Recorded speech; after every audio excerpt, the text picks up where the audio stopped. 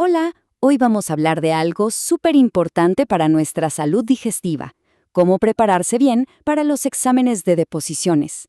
La idea de esta guía es muy sencilla, darles un paso a paso, claro y sin complicaciones, para que los resultados de laboratorio sean lo más exactos posible. Uno podría pensar que toda la magia ocurre en el laboratorio, ¿verdad? Pero la realidad es que el paso pero más importante para un diagnóstico de confianza empieza en casa, con la preparación de cada uno. Este es, sin duda, el factor que más pesa en el resultado final. Bien, aquí está nuestro plan de vuelo.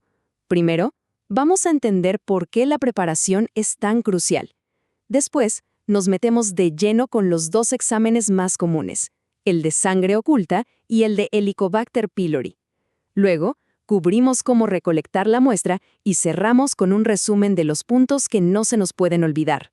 Empecemos por el principio, el por qué. Miren, esto no es una tarea más. Es de hecho nuestra primera gran contribución a nuestra propia salud. Es la forma de hacer equipo con los médicos desde el minuto 1.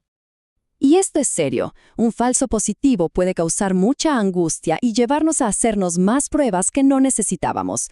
Pero ojo, un falso negativo es todavía más delicado, porque puede que nos diga que todo está bien cuando en realidad hay algo que necesita atención. Por eso, seguir las instrucciones al pie de la letra lo es todo. Vamos con el primer examen, el test de sangre oculta. Y aquí, la pregunta del millón, la que lo cambia todo es, ¿qué método va a usar el laboratorio? Porque dependiendo de la respuesta, las indicaciones van a ser completamente diferentes. Esta tabla lo deja clarísimo. A la izquierda tenemos el método de toda la vida, el de guayaco, que es más sensible y puede reaccionar con ciertas comidas y medicamentos.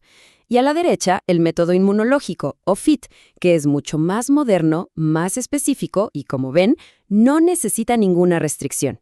Saber cuál nos toca nos simplifica la vida. Muy bien, entonces, si nos confirman que el examen es con el método tradicional de guayaco, hay que prestar mucha atención a los siguientes detalles para que nada interfiera y el resultado sea de fiar. Durante los 3 o 4 días antes del examen, hay que poner en pausa el consumo de estos alimentos. ¿Y por qué?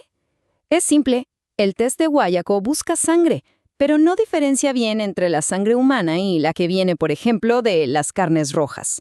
Y algunos vegetales pueden causar una reacción parecida. Todo esto podría dar un falso positivo. Y este punto es vital. Por eso está tan destacado lo de bajo autorización médica. Medicamentos como la aspirina o los antiinflamatorios pueden irritar un poco el estómago y causar pequeños sangrados. Pero, y esto es muy importante, nunca se debe dejar de tomar un medicamento recetado sin hablarlo primero con el médico que lo indicó. Siempre, siempre consultar primero. Ahora, vamos al escenario más fácil. Si en el laboratorio nos dicen que usan el método inmunológico, o FIT, buenas noticias. La preparación es muchísimo más sencilla. Este test es como un detective experto. Usa anticuerpos que solo buscan y reaccionan con sangre humana. Por eso, ni la carne ni los vegetales de la otra lista le afectan. Pasemos al siguiente análisis, el test para la bacteria Helicobacter pylori. Aquí la cosa cambia. El mayor riesgo no es un falso positivo, sino todo lo contrario, un falso negativo. Y la clave para evitarlo es manejar muy bien el tema de los medicamentos. Esta tabla es oro puro, es nuestra guía. ¿Por qué suspender estos medicamentos? Porque algunos, como los antibióticos o el famoso omeprazol, pueden esconder a la bacteria. No la eliminan del todo, pero bajan tanto su actividad que el test no la detecta. Por eso se necesita tiempo para que la bacteria, si está ahí, vuelva a dar la cara. Además de los medicamentos, hay un par de cosas más a tener en cuenta. Primero, la parte fácil. No se necesita ayuno ni ninguna dieta especial. ¡Genial! Y segundo, una advertencia. Si justo hay un cuadro de diarrea, hay que posponer la prueba. ¿Por qué? Porque las deposiciones muy líquidas pueden diluir la muestra, haciendo más difícil encontrar la bacteria. ¡Perfecto!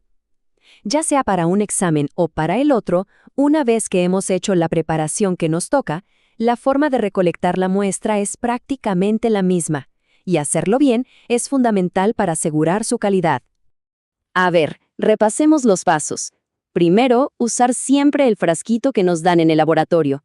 Segundo, y clave, que la muestra no se contamine ni con orina ni con el agua del inodoro. Tercero, un truco importante, no tomar la muestra de un solo lugar. Es mejor tomar pellizcos pequeños de diferentes partes. Así, aumentamos la chance de encontrar lo que se busca. Y por último, claro, cerrar bien el recipiente. Una vez que tenemos la muestra lista, empieza a correr el cronómetro. La frescura de la muestra es un factor determinante, sobre todo para el test de H. pylori, porque lo que se busca se puede degradar con el tiempo. La regla de oro es, cuanto antes, mejor. Lo ideal es que la muestra llegue al laboratorio en menos de 2 horas. Si eso no es posible, la segunda mejor opción es guardarla en la parte de adentro del refrigerador. Pero, mucho ojo, refrigerada, nunca congelada.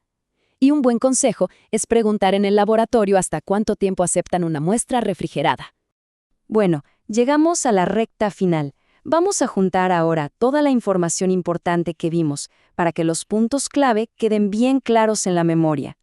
Me gusta mucho esta definición, porque un resultado preciso no es solo un número en un papel, es el fruto de un trabajo en equipo. Es la prueba de que cuando hay buena comunicación y se siguen los pasos correctos, todo funciona a la perfección. Si hay una sola idea con la que debemos quedarnos de toda esta guía, es esta. Todo lo que viene después, el diagnóstico, las decisiones del médico, se apoya sobre la calidad de esa primera muestra. Y esa calidad depende casi al 100% de una buena preparación. Y cerramos con la pregunta más importante que queda en el aire. La conversación con el profesional de la salud es nuestra red de seguridad. Asegurarnos de tener esa charla es el último y definitivo paso, no solo para un resultado exacto, sino también para un proceso totalmente seguro.